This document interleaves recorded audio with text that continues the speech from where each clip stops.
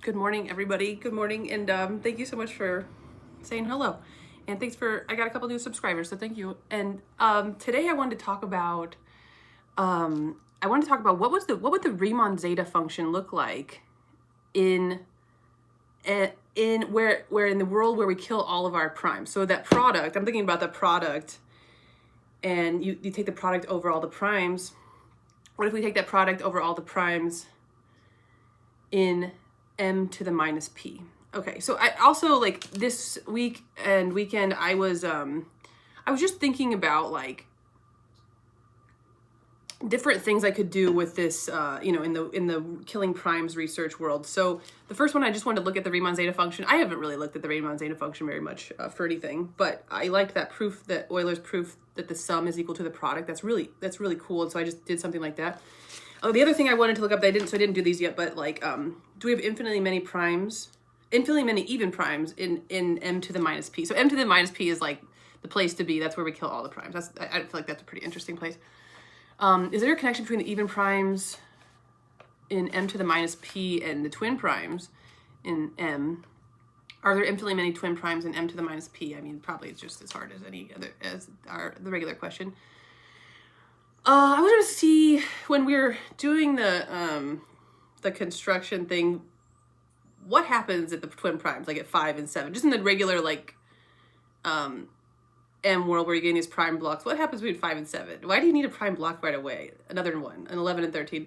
Okay, that's obviously, like, like, impossible to think about. Like, I mean, like, if someone had thought about, oh, why are the primes next to each other, or what, they would have, made some conclusions about twin prime conjecture. I don't really. Okay.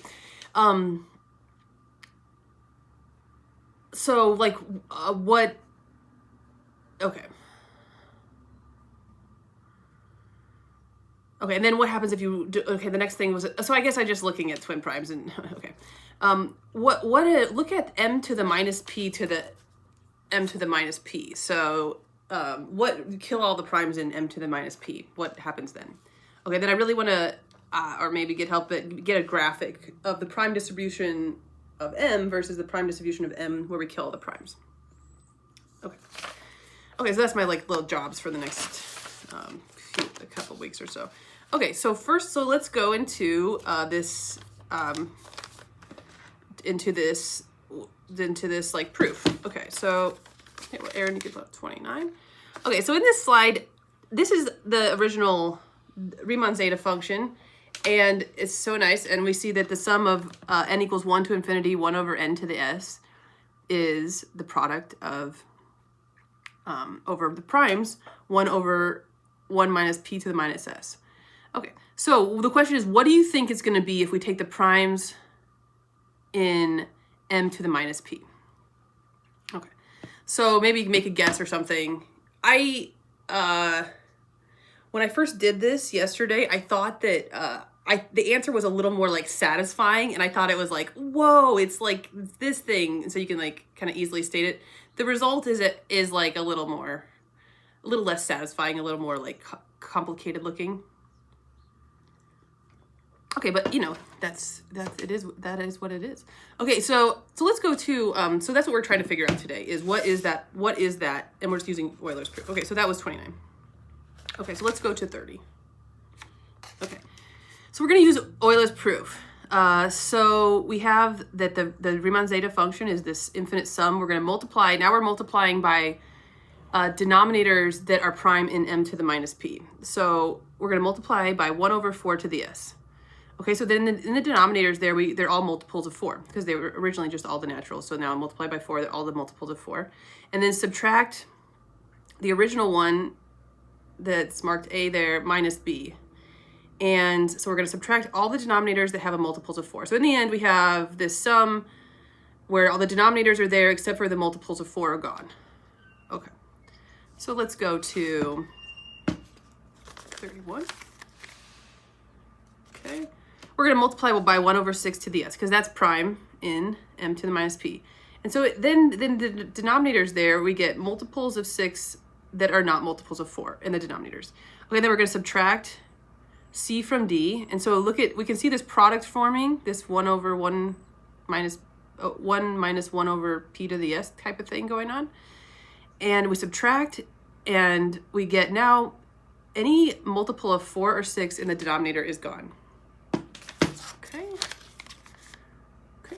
Also, I think this would be really good talk for undergrads, where you can like learn a lot about different things like Reimann zeta function and you know, like Pascal's triangle.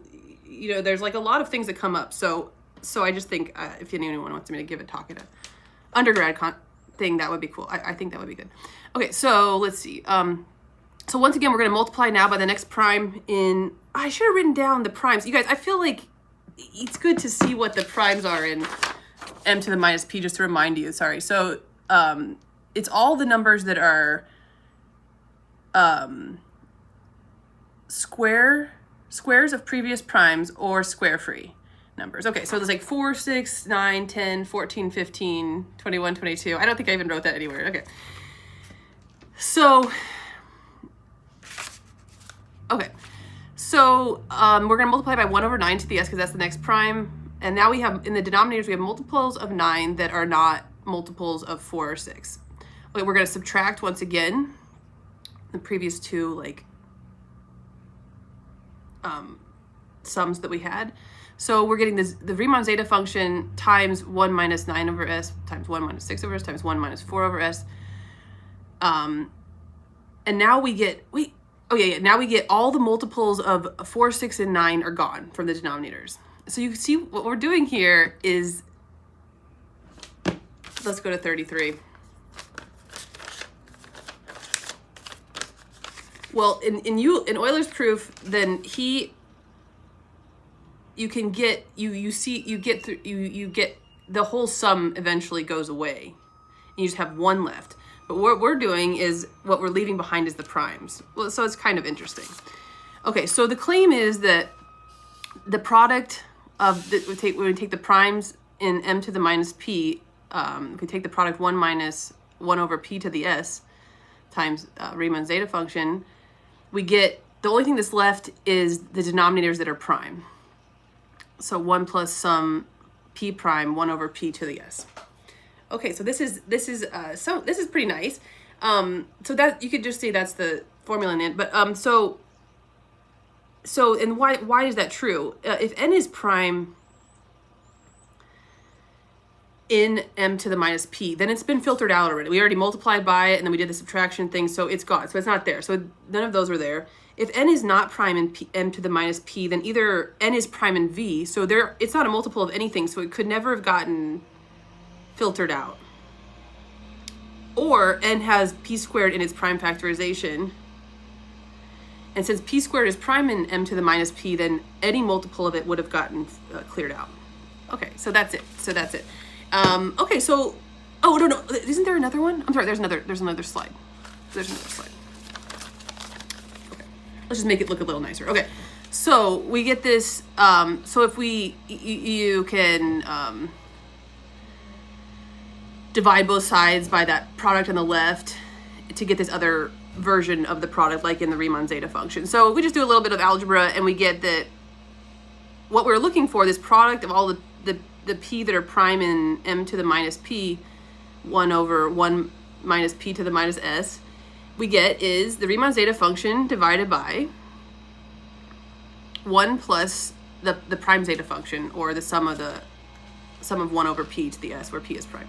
Okay, so that's it. So I don't know what that is, if that's anything. I didn't see anything online as to what that is. But at first I thought it was, I like subtracted instead of divided.